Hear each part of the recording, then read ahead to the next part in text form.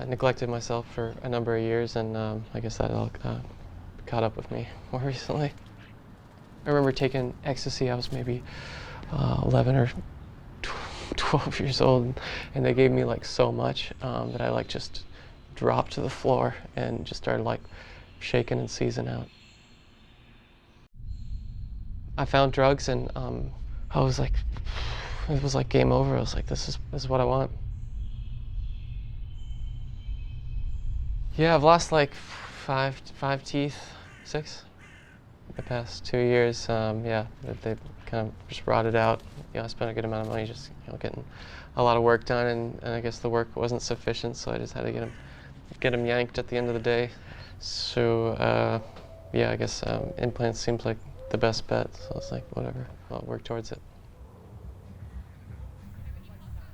I've been making some designs for conventions and NA stuff. People wanting to buy some of my designs, and sometimes I was finding that others art wasn't cutting it for me. So I just thought I'd make it myself, take the edge off a little bit. I'll just design what I want to see in the world, I guess. Yeah, I feel like sometimes I have to have a greater purpose to do things other than just doing stuff. So I gave it that name. All right, can you introduce yourself? Okay. Yeah.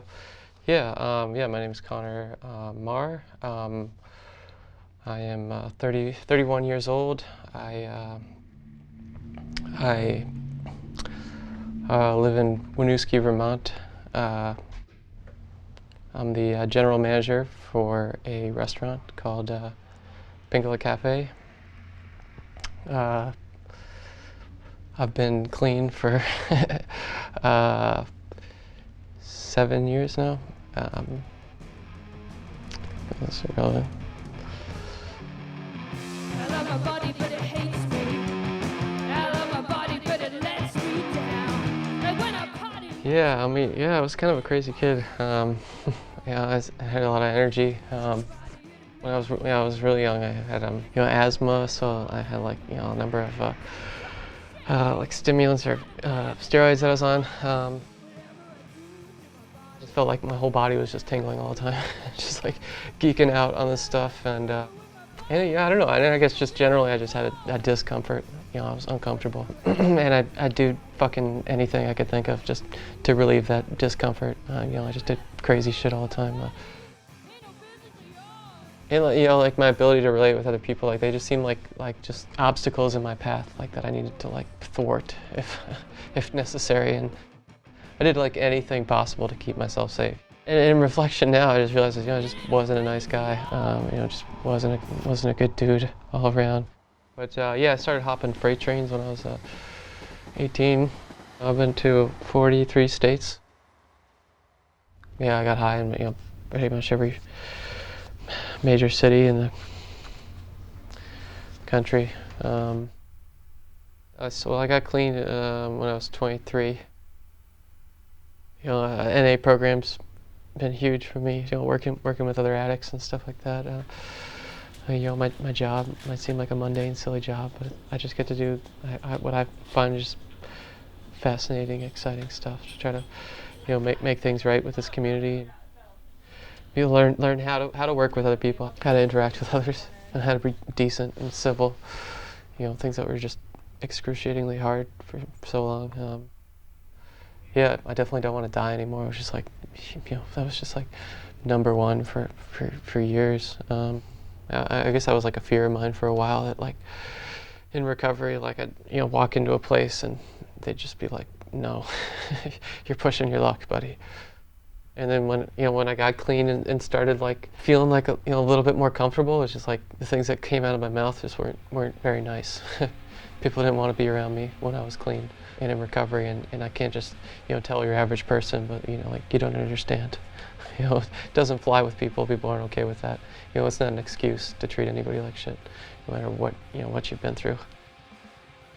I missed a lot of stuff out. As a kid, just being belligerent and crazy and antisocial, and then getting high for a number of years. Just social interactions and like, you know, a lot of those uncomfortable conversations, you know, I had to have with people. It just never happened. You know, I just had to embarrass myself for years in recovery, just trying to be, you know, get my shit together around other people. It's just like, it just sucked. You know, I was like just trembling and like shaking I stared at my feet for probably 2 or 3 years into recovery. I never thought I'd look up from the ground again. I just was like, just kind of gave up. After like, you know, 2 or 3 years, I was like, well, it's just not fucking happening. You know, I just really did myself in. I just felt like I just fucked myself for beyond repair. I really just thought I just did too much fucking damage. You know, I saw a lot of terrible things on the streets, and it was just so fucking crippling to be around other people. It was just so fucking crushing. I think it was about 3 or 4 years clean when I first like felt okay or good. Like I felt like happy. Remember there's this question in our step working guide and it says like, were you happy today? And I was like, I don't even know what that shit is, you know? It's like, what's the fucking point? You know, it's like, what good does that ever do to anybody? You know? I don't know, and it's like, you know, it's like something really fucking simple too, you know? We went to like a theme park, and it's like I didn't have to be entertaining all the time. That's what I thought. You know, I had felt this immense pressure to be talking all the time and to like impressing people or say funny fucking shit. And it was like, you know, it's like you're not saying funny shit. It's like you're useless. You know, it's like you're not fun to be around. You're not fun to even fucking look at in the same fucking, you know, vicinity of us. So it's like, well, what's the fucking point of you being around? You know, you're just you're fucking a lost cause, man. And I don't know. It's like, you know, I went to this like fucking theme park.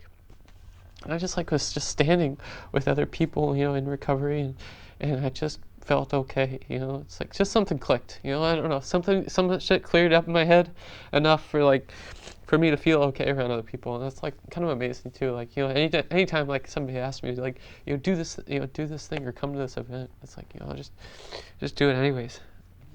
You know, I've embarrassed myself so many times in recovery. It's like, you know, it's like, what's the point being, you know, a smooth talking hotshot? It's like, it's not gonna happen. It's a lot to live up to too. It's just me setting unrealistic standards for myself, I guess.